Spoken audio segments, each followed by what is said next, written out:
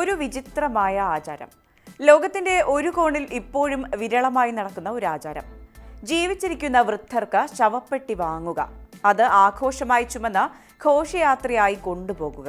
അതെ, ജീവിച്ചിരിക്കുന്നവർക്ക് ശവപ്പെട്ടി വാങ്ങി നൽകുന്നത് നമ്മൾക്ക് ചിന്തിക്കാൻ പോലും കഴിയാത്ത ഒന്നാണ്. എന്നാൽ അത്തരത്തിലൊരു സംഭവമാണ് ഇപ്പോൾ സോഷ്യൽ മീഡിയയിൽ വൈറലാകുന്നത്.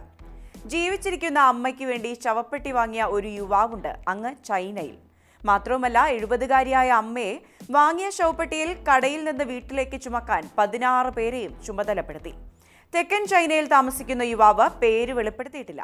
ഇത്തരത്തിൽ ശവപ്പെട്ടിയിൽ കൊണ്ടുവരുന്നത് തന്റെ അമ്മയുടെ ദീർഘായുസ് വർദ്ധിപ്പിക്കുമെന്ന് വിശ്വസിച്ചാണ് മകൻ ഇത് ചെയ്തത്. വീഡിയോയിൽ ശവപ്പെട്ടിക്കുള്ളിൽ ഒരു വൃദ്ധ വിശറിയും പിടിച്ചിരിക്കുന്നതും ആളുകൾ ശവപ്പെട്ടി ചുമന്ന ഘോഷയാത്ര പോലെ പോകുന്നതും കാണാൻ പറ്റും. വാദ്യമേളങ്ങളുടെ അകമ്പടിയോടെയാണ് വൃദ്ധയെ ശവപ്പെട്ടിയിൽ കൊണ്ടുപോകുന്നത്. വീട്ടിലെത്തി ശവപ്പെട്ടി ഇറക്കിയ ശേഷം പഴങ്ങളും ധൂപങ്ങളും ഒക്കെ വെച്ച വേറെയും ചടങ്ങുകൾ നടത്തുന്നുണ്ട്. ഇതൊരു പരമ്പരാഗതമായ രീതിയാണെന്നും ഇങ്ങനെ നടത്തിയാൽ ആയുസ് കൂടുമെന്നാണ് കരുതുന്നത് എന്നും പ്രദേശവാസികൾ പറയുന്നു.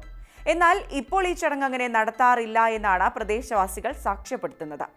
പ്രദേശവാസികളുടെ അഭിപ്രായത്തിൽ ഈ ചടങ്ങിന് ഏകദേശം $2800, അതായത് 2.4 ലക്ഷം രൂപയാണ് ചെലവ് വരിക.